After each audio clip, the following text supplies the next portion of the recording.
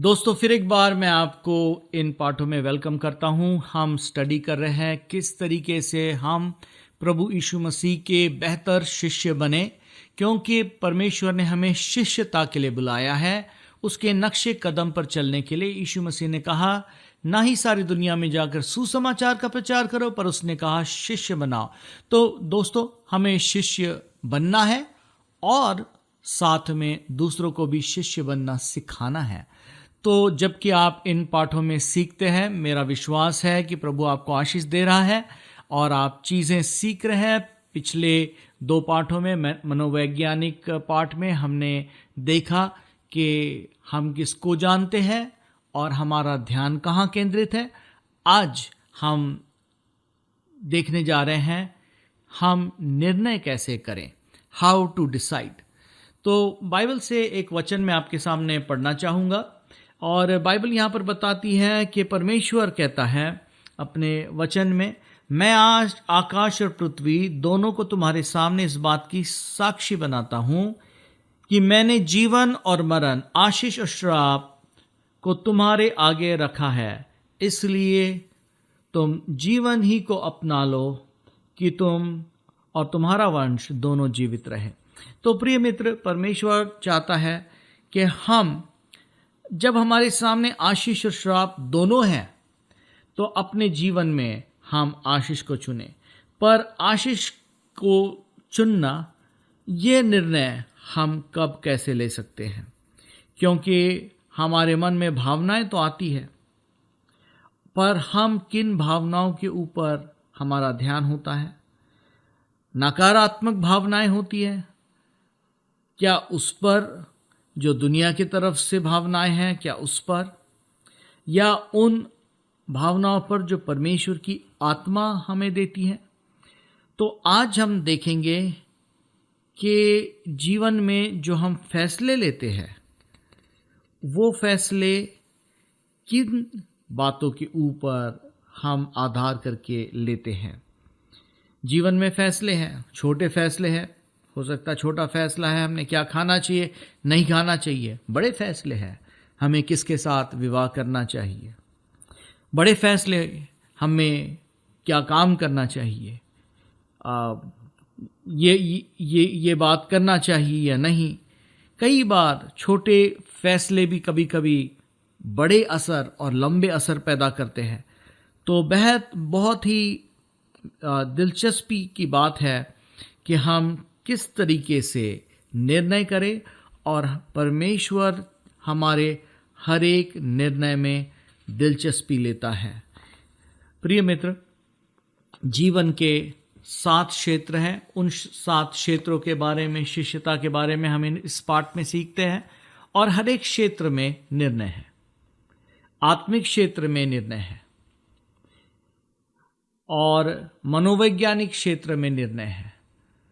तो आज हमारे सामने परमेश्वर ने आशीष और श्राप दोनों को रखा है और प्रश्न हमारे सामने है कि जीवन के इन 7 क्षेत्रों में, आत्मिक, स्पिरिचुअल, साइकोलॉजिकल या मनोवैज्ञानिक, सामाजिक या सोशल, शारीरिक या फिजिकल, वित्तीय या फाइनेंशियल या आर्थिक, मैरिटल या वैवाहिक और पेरेंटल, अभिभावकीय या माँ बाप होने के नाते से जो बातें हैं।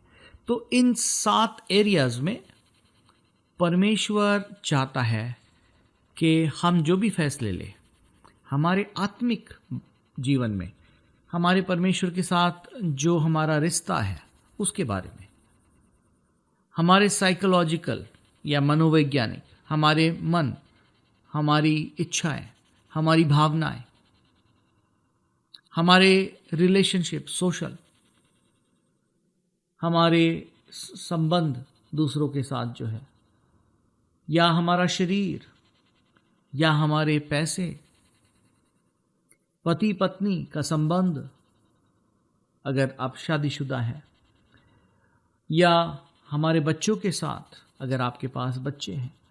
तो मित्रों, इन सब एरियाज में, सब क्षेत्रों में हम निर्णय लेते हैं, प्रतिदिन हम निर्णय लेते हैं। प्रश्न है कि ये निर्णय हम कैसे लेते हैं। हो सकता है कहीं इन क्षेत्रों में कहीं ना कहीं कोई ज़रूरत है, कोई प्रॉब्लम है या कोई समस्या है, आवश्यकताएं हैं, समस्याएं हैं, प्रश्न हैं, क्वेश्चंस है। तो हमारे सामने एक डिसीजन है, एक निर्णय है। ये निर्णय जो है ये हम दो तरीकों से ले सकते हैं। जैसे हमने पढ़ा, परमेश्वर का वचन कहता है कि मैंने आशीष और श्राप दोनों को तेरे सामने रखा है। पर प्रभु क्या कहता है? मैं चाहता हूं कि तू जीवन चुने। पर वो हमें मजबूर नहीं करता। परमेश्वर ने आपको और मुझे नया जीवन दिया, इसका यह मतलब नहीं कि वो अब हमें मजबूर करेगा। अब भी हमारे सामने चुनाव है, हमारे सामने निर्णय है, और प्रभु चाहता कि हम खुशी और शांति का निर्णय ले, पर वो हमें मजबूर कभी नहीं करेगा। अगर हम शरीर पर मन लगाएंगे, जैसे हमने पढ़ा रोमियो 8:6 में, शरीर पर मन लगाना तो मृत्यु है, पर आत्मा पर मन लगाना जीवन और शांति है। तो आप जब निर्णय लेते हैं, वो निर्णय किन बातों के ऊपर आधारित है? क्या परमेश्वर के वचन और उसकी वाणी सुनकर, या आप सिर्फ अपने मन के मुताबिक, अपने इच्छा के मुताबिक? कई लोग जो है वो कहते मैं सुनता सबकी पर करता अपनी। तो मित्रों, ये स्वाभाविक मनुष्य है, हम सब स्वभाव से करते अपनी, और हमारे मन जो है वो अपना इनपुट इस दुनिया से लेता है। पर जो नया जीवन प्रभु ने हमें दिया है, और जो शिष्यता प्रभु यीशु की है, प्रभु यीशु के निर्णयों के तरफ देखे, उन्होंने हर एक निर्णय में अपने पिता की इच्छा पूरी की। आपको और मुझे भी अपने हर एक निर्णय में अपने स्वर्गीय पिता की इच्छा को पूरी करना जरूरी है। आज क्या आपके सामने प्रश्न है? क्या आज आप अपने निर्णयों से उसका प्रतिफल अनुभव कर रहे हैं? हो सकता आपने अच्छे निर्णय लिए जिससे जीवन को आपने अनुभव किया, या हो सकता कोई गलत निर्णय लेकर आप एक मृत्यु की के से अनुभव से जा रहे हैं। शैतान हमेशा आपके ध्यान को अलग करेगा और शरीर की तरफ करेगा। पर बाइबल कहती है कि हमको धोखा नहीं खाना है। शरीर पर मन लगाने से मृत्यु ही पैदा होती है।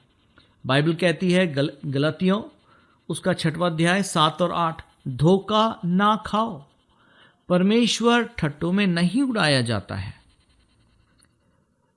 क्योंकि मनुष्य जो कुछ बोता है वही काटेगा। क्योंकि जो अपने शरीर के लिए बोता है वह शरीर के द्वारा विनाश की कटनी काटेगा, और जो आत्मा के लिए बोता है वो आत्मा के द्वारा अनंत जीवन की कटनी काटेगा। तो दो प्रतिफल आपके और मेरे सामने हैं, एक जीवन और एक मृत्यु। इसका मतलब यह नहीं है कि हम हमेशा की मृत्यु और हमेशा के जीवन की बात कर रहे हैं, पर वो फल जो हमारे अंदर में जीवन और खुशी पैदा करते हैं, और वो फल जो दुख और मृत्यु पैदा करते हैं। हो सकता है मृत्यु किसी के जीवन में उसका विवाह जो है वो बर्बाद हो जाए, ये एक मृत्यु का सा है उस क्षेत्र में, या उसके पैसे बर्बाद हो जाए उसके आर्थिक क्षेत्र में, ये एक मृत्यु का सा अनुभव है। तो इन अनुभवों से परमेश्वर चाहता कि हम बचें और मृत्यु से बचकर हम जीवन के अनुभव को अपने अंदर लेकर के आए। ये उस वक्त होगा जब हमारे निर्णय आत्मा पर आधारित नहीं होंगे, हमारे निर्णय स्वार्थ के ऊपर आधारित नहीं होंगे, हमारे निर्णय जो है वो सेल्फिशनेस या स्वार्थ पर नहीं निर्भर होंगे, अपने घमंड के ऊपर नहीं होंगे। घमंड क्या कहता? मैं ये करूँगा, मैं ये चाहता हूँ, मैं नियंत्रण में रहूँ, अपनी सब बातों को अपने नियंत्रण में रखूँगा। या व्यर्थता, व्यर्थता जो है वो अपनी प्रशंसा, अपनी लालसा देखती है, वैनिटी। डिफेंडिंग माय राइट्स, अपने अधिकारों को ही बचाना, कहना कि ये मेरा हक बनता है, मैं इसलिए ये करूँगा। या डर। प्रिय मित्र, ये सब चीज़ें जो है ये शरीर से निर्माण होते हैं, और जब इनके ऊपर हम मन लगाते हैं, इनकी कटनी जो है वो हमेशा मृत्यु को पैदा करती है। तो शरीर के अनुसार जो निर्णय है वो निर्णय इन बातों के अनुसार होते हैं, पर आत्मा के अनुसार जो निर्णय है वो अलग है। आत्मा के जो निर्णय है वो कैसे है? फिलिपियों 2:3 बाइबल कहती है, विरोध या झूठी बढ़ाई के लिए कुछ न करो, पर दीनता से एक दूसरे को अपने से अच्छा समझो। फिर बाइबल कहती है कि हमारे इरादे जो है वो अपनी ही राइट्स को डिफेंड करना या अपने ही अधिकारों का बचाव करना उसके आधार पर नहीं है। बाइबल कहती है फिलिपियों 2:5 से लेकर 7, जैसे मसीह यीशु का स्वभाव था वैसा ही तुम्हारा भी स्वभाव हो, जिसने परमेश्वर के स्वरूप में होकर भी परमेश्वर के तुल्य होने को अपने वंश में रखने की वस्तु ना समझा, अपने वश में रखने की वस्तु ना समझा, वरन अपने आप को ऐसा शून्य कर दिया और दास का स्वरूप धारण किया और मनुष्य की समानता में हो गया। तो प्रभु यीशु मसीह की तरफ अगर हम देखते हैं तो उसने अपने आप को किस तरीके से दीन किया। उसने परमेश्वर पर भरोसा रखा, उसने परमेश्वर के ऊपर अपने निर्णयों को आधारित रखा। तो प्रिय मित्र, परमेश्वर ने हमें अपने ही प्रेम के अनुसार, अपने ही इच्छा के अनुसार निर्णय लेने की आज्ञा दी है, और जब हम ऐसा करते हैं हमारे निर्णय डर से प्रभावित नहीं होते हैं, हम डर की वजह से निर्णय नहीं लेते हैं। 2 तिमोथी 1:7 बाइबल कहती है, क्योंकि परमेश्वर ने हमें डर की आत्मा नहीं दी है, परंतु सामर्थ की, प्रेम की, संयम की आत्मा दी है। तो प्रभु यीशु मसीह हमारे आदर्श है। उन्होंने हमें सिखाया है कि हमें किस तरीके से जीवन के हर क्षेत्र में, जब हमारे सामने नीड्स है, आवश्यकताएं हैं, समस्याएं हैं, प्रश्न है, प्रॉब्लम्स है, क्वेश्चंस है, हमें जब निर्णय लेना है, हमें हर एक निर्णय को आत्मिक लेना चाहिए, परमेश्वर पर भरोसा रखकर लेना चाहिए, दुनिया पर भरोसा, अपने ऊपर भरोसा रखकर नहीं। बाइबल कहती है फिलिपियों 4:19 में, अब मेरा परमेश्वर अपने उस खजाने के अनुसार जो मसीह यीशु में है तुम्हारी हर एक आवश्यकता को पूरी करेगा। तो परमेश्वर आपकी आवश्यकताओं को पूरी करेगा, ये उसका वचन है। और जब आप उसके वचन पर विश्वास करके निर्णय करते हैं तब आप परमेश्वर पर भरोसा रख रहे हैं। बाइबल कहती है यशाया 30:18 में, तो भी यहोवा इसलिए विलंब करता है कि तुम पर अनुग्रह करे, और इसलिए ऊंचे उठेगा और तुम पर दया करे, क्योंकि यहोवा विश्वास योग्य ईश्वर है, क्या ही धन्य है वे जो उस पर आशा लगाए रहते हैं। बाइबल कहती है परमेश्वर आपकी बाट जोता है, वो विलंब करता है। किस लिए विलंब करता है? ताकि तुम उसके पास आए, ताकि वो अपने प्रेम को, अपने तरस को तुम्हें बताए, अपनी दया को तुम्हें बताए, क्योंकि परमेश्वर विश्वास योग्य है। और बाइबल कहती है धन्य है जो उसकी बाट जोते हैं या उस पर आशा लगाए रखते हैं। क्या आप परमेश्वर पर आशा लगाए रखे है कि आपकी आंखें परमेश्वर पर है? अगर आप कहते हैं हाँ, तो बाइबल कहती है एफिसियों 3:20 के मुताबिक कि परमेश्वर सामर्थी है। एक ट्रांसलेशन में लिखा है वो इन्फिनिटली, इसका मतलब उसको हम तौल नहीं सकते। वो ऐसा सामर्थी है कि हमारी विनती और समझ से कहीं अधिक काम कर सकता है। तो परमेश्वर आपके जीवन में कार्य कर सकता है। आप उस पर विश्वास रख करके अपने निर्णय ले। तो अपने मनोवैज्ञानिक हिस्से में, आपके मन में, आपके विचारों में, आपके भावनाओं में आप जब निर्णय लेते हैं, आप वो निर्णय लें जो परमेश्वर पर भरोसा रख के निर्णय लेता है, पर वो नहीं जो शरीर पर मन लगाता है। बाइबल कहती है कि हमें हर एक बात में परमेश्वर को धन्यवाद देना चाहिए। कभी कभी जीवन में ऐसे हालात से हम गुजरते हैं, हमें लगता है कि ये हालात क्यों हैं, पर बाइबल कहती है जो लोग उससे प्रेम करते हैं उनके लिए सब बातें मिल मिलाकर भलाई को पैदा करती है। अगर भलाई को पैदा करती है, बाइबल कहती है कि हम उसको धन्य कहें। पहला थिस्सलुनीय 5:18 में बाइबल कहती है हर बात में परमेश्वर का धन्यवाद दो, क्योंकि उसकी तुम्हारे लिए यही इच्छा है। प्रिय मित्र, जब हमारे सामने निर्णय है, जब हमारे सामने क्वेश्चंस है, प्रॉब्लम्स है, हमें निर्णय लेना है, हमें आत्मिक तरीके से निर्णय लेना है। एक तरीके से सोचे कि ये तकलीफ़ें जो है, ये मुसीबतें जो है, ये समस्याएं जो है, एक तरीके से परमेश्वर के लिए मौका है कि वो अपने आप को एक नए रीति से आप पर प्रकाशित हो, वो नए रीति से अपने आप को प्रकट करे। हमें इस दुनिया के सदृश नहीं होना है, जिनके लिए हमने देखा रोमियो 1:21 में कि परमेश्वर को जानकर भी उन्होंने परमेश्वर के तुल्य जो उसकी आराधना थी या उसको जो धन्यवाद देना था वो नहीं दिया, और इस वजह से उनके मन जो है वो निर्बुद्धि हो गए और अंधेरे में चले गए। तो एक अंधेरा मन और एक कंफ्यूज्ड मन जो है, ये उस वक्त आता है जब हमारा ध्यान परमेश्वर से अलग हो जाता है। इसलिए हमें सब बातों में परमेश्वर को ध्यान देना है। प्रिय भाई, प्रिय बहन, हमारे सामने कई बार जीवन और मृत्यु के सवाल होते हैं, तब हमें परमेश्वर को पूछना है, उससे मांगना है। जाकर उससे कहे, प्रभु आज मेरे सामने ये समस्या है, तू मुझे बता मैंने क्या करना चाहिए।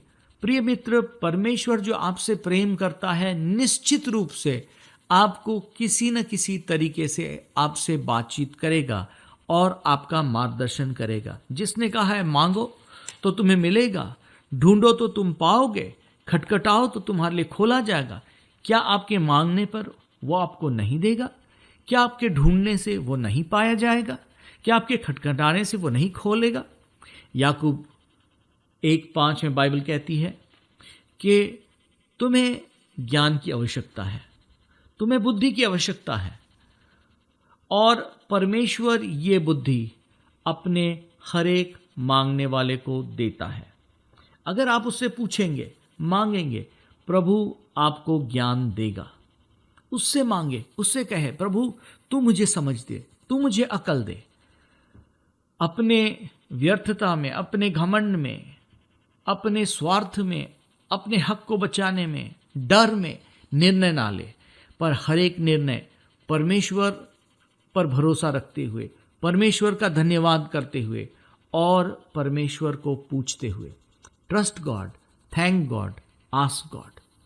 बाइबल कहती है अपने समझ का सहारा ना लेना, वरन संपूर्ण मन से यहोवा पर भरोसा रखना, उसी को स्मरण करके सब काम करना, वह तेरे लिए सीधा मार्ग निकालेगा। नीति वचन 3:5 और 6।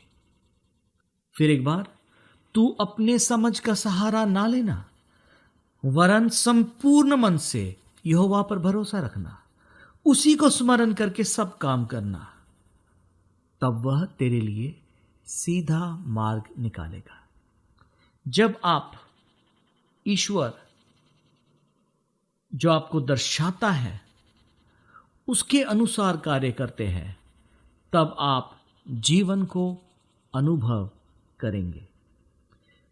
तो एक क्षण इस वक्त रुकिए और देखें, जीवन में जब आपके सामने फैसले आते हैं, जब आपका मन, आपका दिमाग, आपके विचार, ये मन फैसले जब करता है, कैसे फैसले करता है? किन बातों के ऊपर आधार रख के? क्या स्वार्थ पर, क्या घमंड पर, क्या व्यर्थता पर, क्या अपने अधिकार को बचाने का, या डर? अगर ऐसा है तो आज रुकिए और इन बातों को यहीं पर रोक दीजिए और निर्णय लें, मैं आज से आगे ऐसे फैसले नहीं लूंगा। मेरे फैसले जो होंगे परमेश्वर पर भरोसा रखकर, परमेश्वर को सब बातों में धन्यवाद देते हुए और सब बातों में उसे पूछते हुए। प्रिय मित्र, बाइबल क्या कहती है? फिलिपियों 4, 6 और 7 बाइबल कहती है, किसी भी बात की चिंता मत करो। मेरे एक दोस्त ने कहा, मुझे किस बात की चिंता करनी है? बाइबल कहती है, किसी भी बात की चिंता मत करो। इसका यह मतलब नहीं है कि हमें योजना नहीं करना है, हमें इंतज़ाम नहीं करना है, हमें काम नहीं करना है, सब करना है, पर एक चीज़ नहीं करना है, चिंता। चिंता प्रिय मित्र आपके जीवन को नाश करती है। जीवन के कई बीमारी उतना नाश नहीं करते जितना चिंता नाश करती है। अगर आज आप चिंता से नष्ट हो रहे हैं तो आज प्रभु आपसे कहता है, किसी भी बात की चिंता ना कर।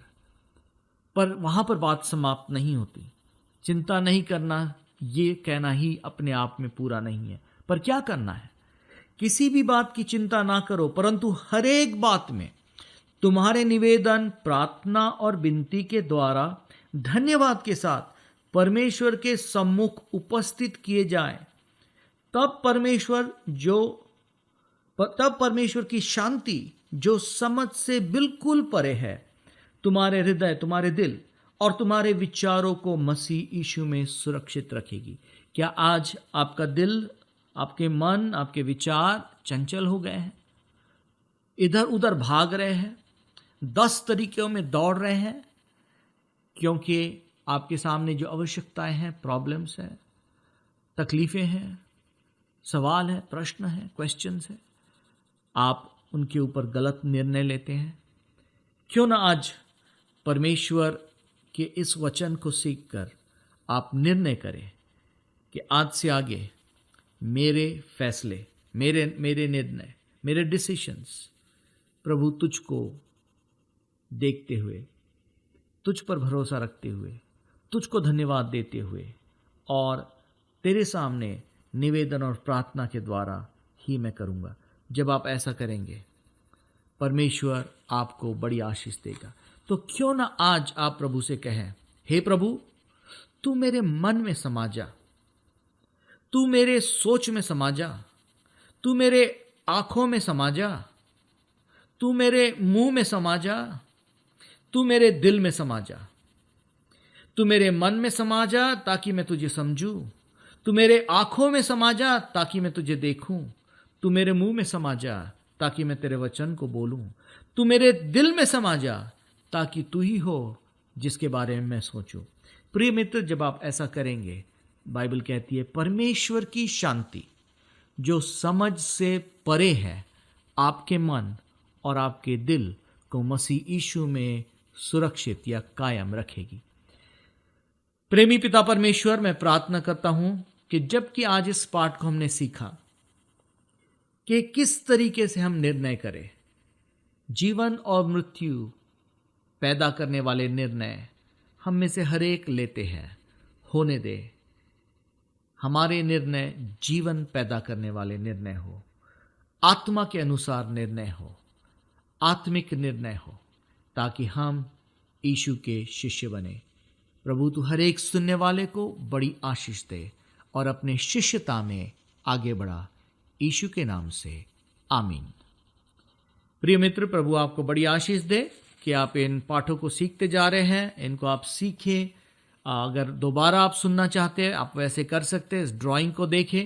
हालांकि ड्राइंग के शीर्षक इंग्लिश में लिखे हैं, मैंने कोशिश की है कि उसको हिंदी में अनुवाद करते हुए बताऊं ताकि हम उसे अच्छी तरह समझें। आप इस ड्राइंग को अपने लिए ड्रॉ करें और इस पाठ को अपने लिए सीखें। जब ऐसा करेंगे आप जीवन में बड़ी आशीष प्राप्त करेंगे। प्रभु आपको बड़ी आशीष दे।